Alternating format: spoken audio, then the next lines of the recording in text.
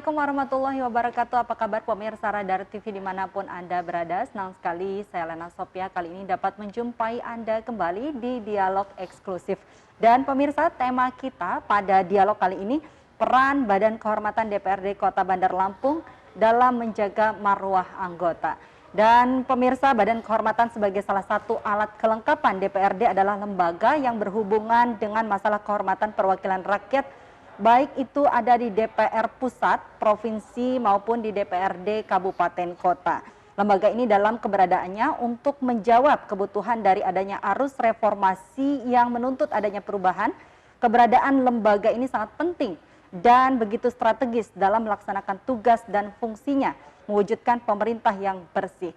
Dan pemirsa, untuk membahas hal ini di samping saya sudah hadir Ketua Badan Kehormatan DPRD Kota Bandar Lampung, ada Bang Sidik Effendi. Assalamualaikum Bang Sidik. Assalamualaikum warahmatullahi wabarakatuh. Apa kabar? Alhamdulillah baik, Mbak. Alhamdulillah baik. Terima kasih Bang Sidik sebelumnya sudah menyempatkan waktu untuk berdialog bersama kami di tengah kesibukannya, di tengah aktivitasnya sebagai Ketua dari Badan Kehormatan DPRD Kota Bandar Lampung. Dan pemirsa, kita akan langsung berdialog dengan Ketua Badan Kehormatan DPRD Kota Bandar Lampung. Bang Sidik, bisa dijelaskan tupoksi Badan Kehormatan dalam menjaga martabat dan kehormatan anggota DPRD sendiri?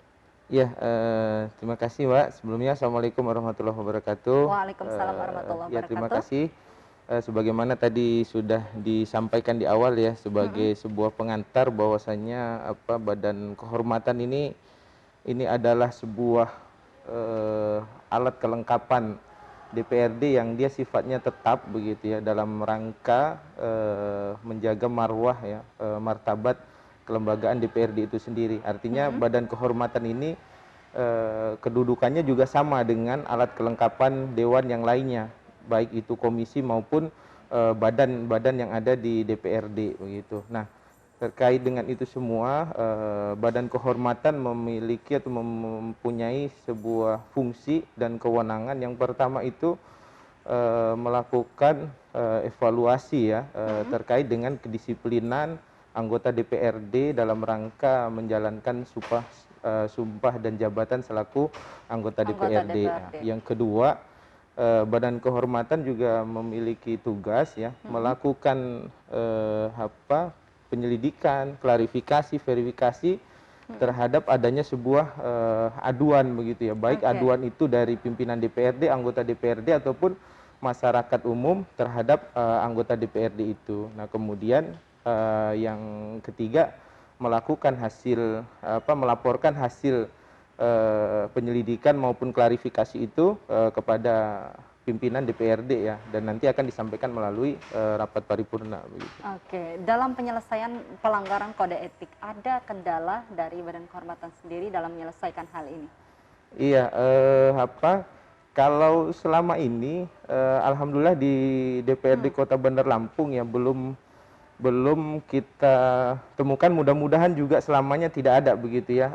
Artinya anggota dewan yang melanggar secara etik begitu ya, di DPRD ini begitu. Artinya yang berat ataupun ini paling juga itu masih ringan aja, mungkin terkait dengan kedisiplinan dalam hal menghadiri rapat paripurna atau menggunakan kedisiplinan terkait penggunaan seragam begitu ya. Ketika contoh dalam paripurna sudah ditetapkan menggunakan bajunya PSR ataupun PSA, mungkin beberapa ada anggota masih yang tidak menggunakan. Nah, itu. Dan ini ada sanksi apa kalau seperti ini? Ini pelanggaran ringan seperti ya yang itu tadi? Kalau klasifikasinya itu kan masih ringan, itu biasanya kita sampaikan secara lisan kepada yang bersangkutan atau melalui fraksinya begitu. Dan biasanya kalau sudah ditegur sekali, biasanya besok masih terulang atau tidak ini Bang? Sepertinya tidak, karena kalau sudah itu biasanya terus jadi bahan pembicaraan begitu itunya. Baik, untuk yang masuk dalam Badan Kehormatan sendiri ini siapa saja sih Bang Sidik? Ya, dalam Badan Kehormatan itu di DPRD Kota Bandar Lampung ini ada 5 orang begitu. Ada 5 orang anggota ya, tidak lebih dari 10% dari jumlah anggota DPRD Kota Bandar Lampung ya. dengan komposisi satu ketua dengan wakil ketua begitu dan 3 orang anggota. Saya sendiri dari fraksi PKS, kemudian wakil ketuanya itu Bu Wiwi dari PDIP, kemudian anggotanya itu Bu Heti dari fraksi Golkar, kemudian Pak Taufik Rahman dari PKB dan Pak Ika ya pengganti almarhum Pak Ahmad Riza dari fraksi Gerindra begitu. Yang kesemuanya itu ini kan dipilih ya melalui musyawarah dalam paripurna, akan tetapi kalau pemilihan ketua dan wakilnya itu disepakati ya, dimusyawarahkan, dipilihkan di internal Badan Kehormatan itu sendiri. Begitu. Sejauh ini dalam masa periode ini ada tidak persoalan yang dihadapi oleh Badan Kehormatan sendiri? Kalau persoalan lebih mungkin ke persoalan-persoalan internal aja ya gitu. Apa itu, Bang? Ya contoh sebenarnya karena kan Badan Kehormatan ini lebih kepada masalah etik gitu, masalah etika, artinya ini kan secara ini lebih cenderung ke internal anggota dewan itu sendiri. Nah, sedangkan komposisi dari Badan Kehormatan itu orang-orangnya notabene juga semuanya adalah orang yang berada di dalam institusi kelembagaan DPRD itu sendiri yang notabene juga anggota DPRD. Jadi mungkin dalam hal-hal tertentu ini juga ada perasaan mungkin nggak enak atau dan lain sebagainya kan begitu itunya gitu. Mungkin lebih ke dari internal sendiri gitu, membedakan mana yang berkaitan dengan politik dan yang menyangkut masalah masalah etika kan begitu itunya. Oke, jadi persoalan-persoalan hanya persoalan-persoalan internal saja. Ya, jadi selama memang ini bagusnya ya mungkin ke depan ya ada mungkin dari orang-orang gitu ya, baik dari akademisi ataupun yang juga posisinya gitu ya ikut berada dalam Badan Kehormatan, walaupun memang Badan Kehormatan diberikan kewenangan juga begitu ya kalau di dalam aturan maupun tatip itu untuk meminta atau masukan-masukan dari luar begitu kan ketika ditemukan atau sedang melakukan proses penyelidikan atau aduan baik itu yang muncul dari internal DPRD sendiri maupun dari masyarakat begitu. Itu diperbolehkan begitu itunya. Oke. Nah, seperti tadi dikatakan jika ada misalnya pelanggaran kode etik atau misalnya adalah kita dekat nih Bang ya, namanya sesama anggota dewan kan mungkin sering ngobrol dan lain sebagainya. Ada tidak rasa misalnya tidak enak mau memberikan teguran dan lain sebagainya, apakah atau langsung diberikan sanksi tegas seperti itu? Ya, pasti biasanya itu ada gitu kan, dan apalagi dari 50 ini kan semuanya berbeda-beda dari masing-masing fraksi kan begitu. Nah, iya kan secara politiknya juga kan ini kan berbeda-beda. Nah, artinya ini juga mesti kita komunikasikan juga dengan dengan baik begitu kan. Jangan sampai juga kemudian teman-teman juga salah persepsi terhadap Badan Kehormatan itu gitu kan. Nah, makanya sebelumnya juga kan kita adakan gitu kan rapat ini segala macam begitu. Jadi juga hal itu tidak bisa memutuskan sewenang-wenang seperti itu betul, karena Badan Kehormatan. Ya, jadi ada hal-hal yang memang mesti diperhatikan sendiri oleh Badan Kehormatan. Baik, Bang Sidik, kita akan lanjutkan kembali nanti perbincangan kita mengenai peran dari Badan Kehormatan DPRD Kota Bandar Lampung sendiri. Dan pemirsa tetaplah bersama kami di Dialog Eksklusif. Sesaat lagi kami segera kembali untuk Anda.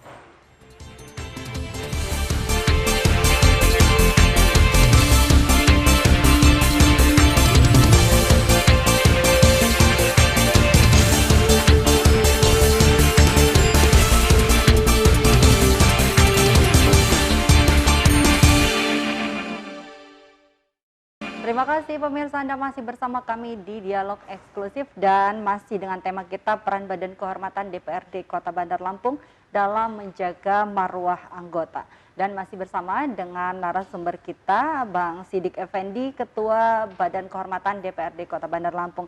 Bang Sidik, dalam keberadaannya untuk menjawab kebutuhan dari adanya arus reformasi yang menuntut adanya perubahan, keberadaan dari Badan Kehormatan sendiri ini sangat penting dan strategis dalam melaksanakan tugas dan fungsinya guna mewujudkan pemerintah yang bersih. Nah, seperti apa dalam pelaksanaannya sendiri? Iya, jadi memang kan selama ini orang menganggap bahwa Badan Kehormatan ini dia hanya sebagai kemudian penindak atau penegak disiplin dari anggota DPRD begitu ya. Mungkin bentar-bentar sanksi atau dan lain sebagainya Betul. gitu kalau berurusan Jadi dengan masyarakat kemudian menuntut harus perfect begitu ya dari anggota dewan sendiri. ya, padahal sebenarnya juga dalam proses demokratisasi sekarang begitu ya, khususnya di lembaga DPRD, Badan Kehormatan juga memiliki kewenangan sebenarnya yang lebih dari itu gitu. Artinya juga selain tadi itu yang menjaga kedisiplinan, menjaga moral dalam rangka meningkatkan harkat dan martabat institusi DPRD itu sendiri juga sebenarnya BK juga bisa memberikan peran yang lebih. Contoh juga memberikan apresiasi, artinya bukan hanya memberikan punishment atau memberikan sanksi semata saja gitu, tapi juga dalam hal ini kami di Badan Kehormatan juga memberikan itu reward itu gitu, artinya penghargaan bagi anggota DPRD yang ada kriterianya, dia disiplin contohnya? dalam menghadiri rapat di paripurna ataupun rapat-rapat kerja yang ada di komisi, kunjungan kerja gitu ya, BIMTEK dan lain sebagainya begitu. Oke, ini diberikan pada saat apa, Bang? Ini biasanya kami berikan pada saat pembukaan itu masa persidangan begitu itunya. Oke, dan ini sudah ada berjalan? Sudah. Sudah berjalan, baik. Apa kemarin kriteria kemudian yang sudah diberikan? Ada berapa anggota dewan yang sudah menerima penghargaan seperti itu? Ada kurang lebih 8 kalau nggak salah itu. Ada 8? Iya. Oke, dan kriterianya tadi sesuai dengan kriteria yang Iya, tadi betul. Bang Sidik sebutkan? Tadi itu ya, kedisiplinan, kehadiran begitu kan dalam rapat-rapat, baik dia rapat paripurna, rapat badan atau komisi, kunjungan kerja. Kalau dan sanksi tadi belum ada? Kalau sanksi selama ini kita baru secara lisan saja gitu. Kemudian kita juga baru membuat surat edaran aja begitu untuk disebarkan ke masing-masing anggota melalui fraksinya begitu. Oke, dan tanggapan dari masing-masing fraksi dan juga anggota? Iya, bagus. Cukup Bagus, mendukung gitu ya. Ini karena dalam rangka ya teman-teman begitu ya, supaya ya meningkatkan itulah disiplinnya gitu. Kemudian juga taat lah artinya dengan aturan-aturan yang sudah ditetapkan di DPRD ini begitu. Klasifikasi pelanggaran yang diberikan terhadap anggota DPRD yang melakukan pelanggaran seperti apa? Ya, kalau dalam tatip itu kan terkait dengan sanksi itunya itu kan bahwa BK itu memberikan sanksi itu yang pertama itu kriterianya dia secara tertulis ya, lisan, kemudian tertulis, kemudian BK juga bisa memberhentikan gitu yang bersangkutan itu dalam masa jabatannya selaku alat kelengkapan dewan, artinya bisa memberikan rekomendasi untuk memberhentikan anggota DPRD yang diduga ya melanggar kode etik, diberhentikan dari jabatannya selaku AKD gitu ya, dia baik dia ketua, wakil maupun sekretaris. Kemudian juga memberhentikan sementara begitu anggota DPRD, dan yang ketiga ya dia juga bisa gitu ya melakukan proses pemberhentian antar waktu gitu. Walaupun ini juga harus tentunya disesuaikan dengan peraturan perundang-undangan yang berlaku, dan ini semuanya itu harus disampaikan gitu melalui pimpinan DPRD begitu, dan disampaikan melalui rapat paripurna begitu. Kalau klasifikasi sendiri untuk pelanggaran dari ringan sampai dengan berat ini contohnya seperti apa? Ya, ringan ya. Ya contohnya ya tadi itu kedisiplinan begitu kan, baik kehadiran maupun berpakaian. Kalau yang berat itu kan ya ini sudah menyangkut masalah-masalah yang berkaitan dengan di luar ininya DPRD begitu ya. Yang ini juga melibatkan tentunya pihak-pihak terkait begitu ya. Terkait mungkin masalah pidana, kemudian kesusilaan dan lain sebagainya kan begitu itunya. Nah, ini kan masuk ranah yang berat, dan ini juga tentunya juga ada lembaga tersendiri ya di luar BK yang berwenang untuk melakukan itu semua gitu. Koordinasi dengan lembaga lainnya ini seperti apa yang dilakukan oleh Badan Kehormatan?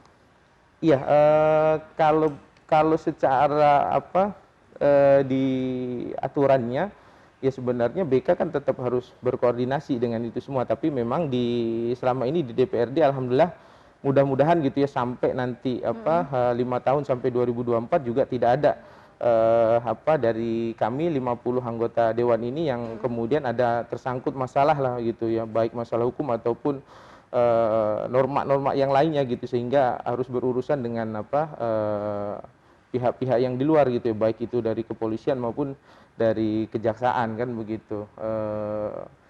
Kalau itu ada ya tentunya kita juga akan berkoordinasi gitu, karena itu juga menyangkut anggota DPRD dan menyangkut kelembagaan DPRD itu sendiri. Tentunya kan kita harus berkonsultasi, bertanya dan sebagainya. Tapi untuk saat ini alhamdulillah kan tidak terjadi itu di DPRD kota itu gitu.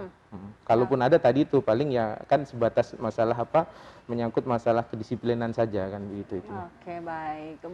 Bang Sidik, kita akan lanjutkan nanti perbincangan kita mengenai peran BK DPRD Kota Bandar Lampung dalam menjaga marwah anggota, dan tentunya perbincangan kita semakin menarik saja, dan pemirsa tetaplah bersama kami di Dialog Eksklusif. Saat lagi kami segera kembali untuk Anda.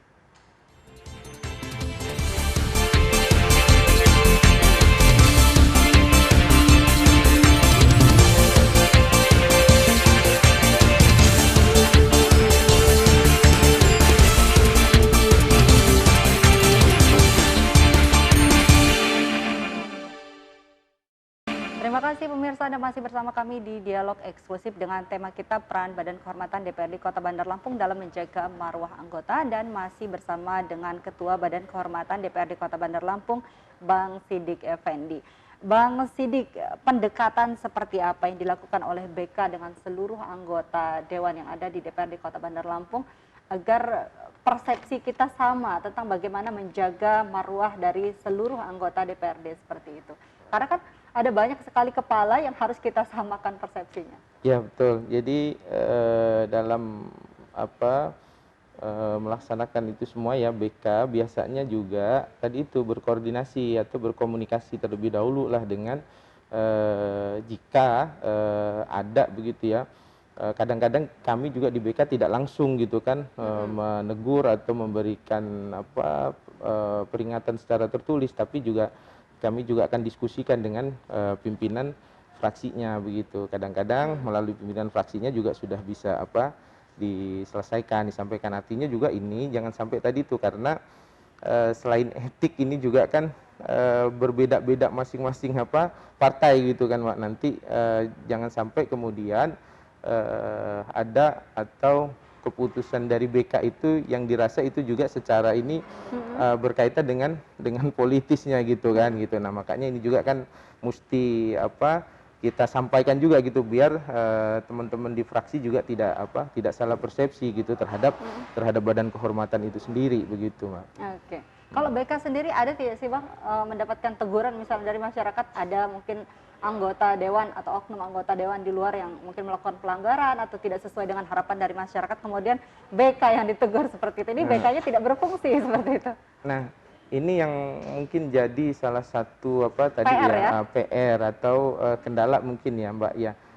Kita juga belum tahu nih apakah kemudian masih kurangnya sosialisasi gitu ya, terutama dari kami dari Badan Kehormatan, karena bisa jadi juga masyarakat belum memahami sepenuhnya ya terkait Badan Kehormatan tadi itu, karena mungkin kurangnya sosialisasi dari kami gitu, dari Badan Kehormatan. Artinya gitu kan pengawasan itu bukan saja dilakukan oleh Badan Kehormatan itu sendiri, tapi juga masyarakat sebenarnya, masyarakat luas khususnya warga Bandar Lampung juga bisa melakukan itu gitu kan, ketika mungkin di lapangan ada anggota dewan atau yang lain, mohon maaf secara etika mungkin tidak pas atau melanggar gitu ya dari norma-norma itu, sebenarnya juga bisa disampaikan ke Badan Kehormatan itu sendiri gitu. Tapi memang sejauh ini belum ada begitu. Tapi memang mudah-mudahan ya karena 50 anggota dewan yang ada di kota, insya Allah tidak melakukan hal-hal yang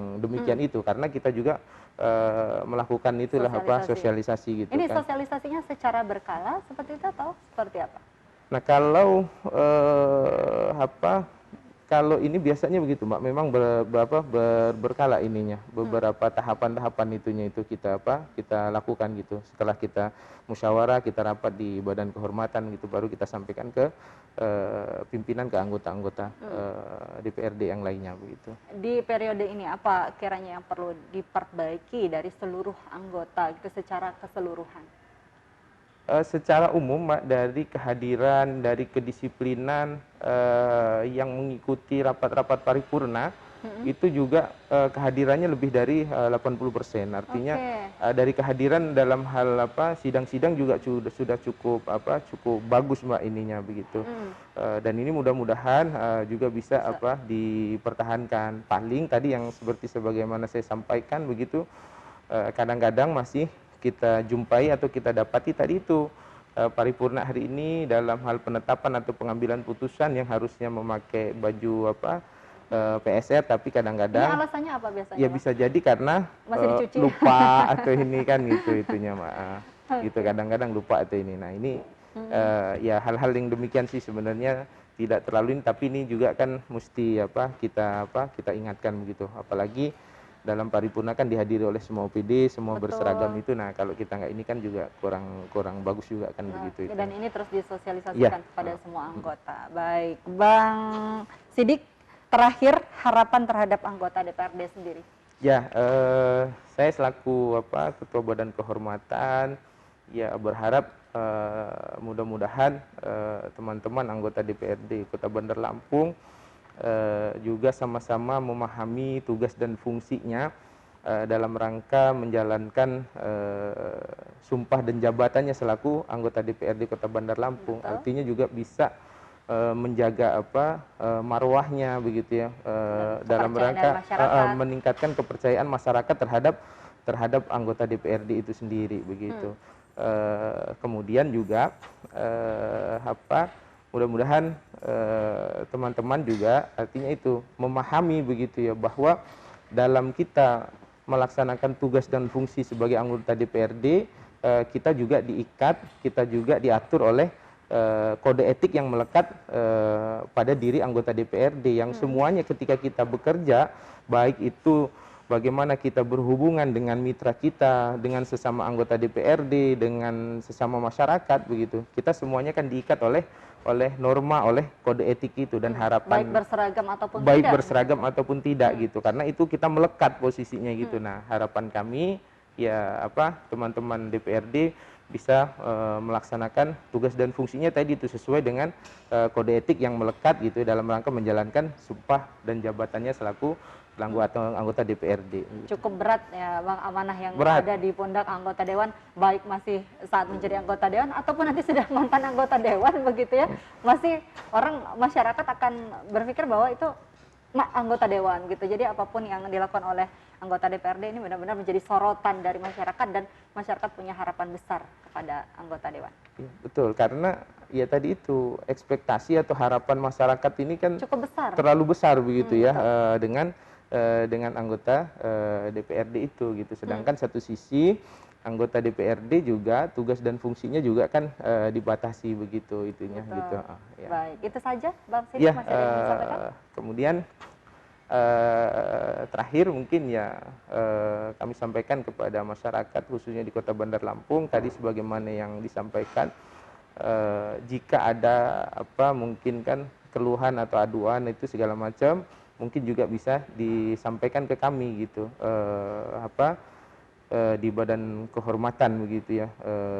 Mudah-mudahan gitu ya, ini juga menjadi sebuah perbaikan tentunya kan buat kami semua di DPRD jika ada keluhan atau aduan gitu, karena selain pimpinan anggota DPRD kan tentunya masyarakat juga bisa melakukan itu gitu. Dan nanti mekanismenya kami akan panggil gitu kan para pengadu gitu kan, para saksi, kata juga akan lihat dulu gitu kan seperti apa gitu kan, termasuk yang teradu ataupun terlapor juga kan kita berikan kewenangan untuk melakukan klarifikasi, dan hasilnya apa ini tentunya akan kami sampaikan ke pimpinan, ke DPRD. Kalaupun yang diadukan atau dilaporkan itu tidak bersalah atau tidak terbukti, maka ini juga kita harus melakukan rehabilitasi terhadap yang bersangkutan, artinya kan membersihkan namanya begitu. Baik, itu saja?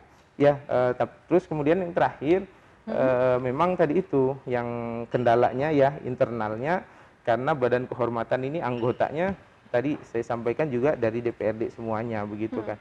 Nggak tahu ya nanti ke depannya, kalau kata orang kan mungkin ada perasaan enak dan nggak enaknya gitu karena Betul. sesama itu. Nah tadi itu artinya kita juga butuh tadi itu Mbak, masukan, butuh dari orang luar ya, baik akademisi maupun profesi yang lainnya tentunya gitu kan, dalam rangka menjaga marwah juga, menegakkan moralitas dari anggota DPRD itu Anggota sendiri DPRD begitu. sendiri. Baik, Bang Sidik ada lagi? Cukup. Baik, terima kasih Bang Sidik sudah menyempatkan waktunya untuk berbincang bersama kami mengenai peran dari Badan Kehormatan DPRD Kota Bandar Lampung sendiri, dan tentunya bukan hanya kewenangan dari Badan Kehormatan sendiri tadi untuk bisa mengawasi seluruh anggota DPRD Kota Bandar Lampung, tapi juga masyarakat punya hak dan kemudian diusulkan kepada Badan Kehormatan seperti itu. Sekali lagi Bang Sidik terima kasih, dan pemirsa kami juga mengucapkan terima kasih atas kebersamaan Anda di dialog eksklusif kali ini. Saya Lena Sophia mewakili seluruh kerabat kerja yang bertugas mohon undur diri dari hadapan Anda. Wassalamualaikum warahmatullahi wabarakatuh dan sampai jumpa.